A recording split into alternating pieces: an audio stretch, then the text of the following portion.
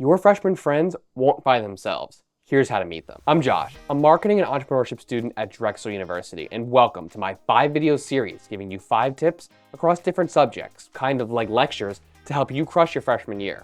These are the things I wish I knew when I was starting out, so grab a pen, grab some paper, take some notes, and let's dive in. Today's class is all about social tips. Tip number 1 is to pack that welcome week calendar.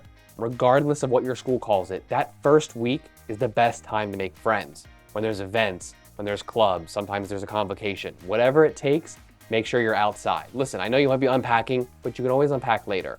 Now is the time when everyone else on the campus is also new to the campus. So it's the best time to make friends. Start with as simple as where you're from, what you're interested in, what's your major, why did you choose the school since you guys are both at the same school. Whatever it takes to initiate that conversation and make some friends. Moral of the story, you can unpack later, but definitely get outside and enjoy that welcome week. Tip number 2 is to be the initiator. Way too many college students make the mistakes of thinking that friendships will just come naturally. My solution here is to be that initiator. For example, when I was in college, going to Drexel, right? I was moving in. Over the summer, I had talked to some potential roommates and people that I saw on the featured Instagram, which by the way, your school might have one, so I would check that one as well, where people will post photos and answer some cool questions about themselves, and you can reach out to them. And then once you get on the campus though, that initiation doesn't stop then.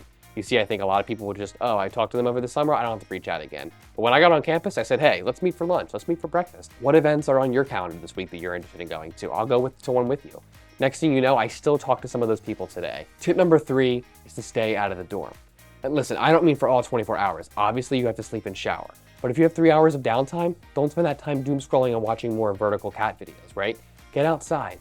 The odds are that when you're outside your dorm, you're going to be more likely to introduce yourself to somebody that you're walking by.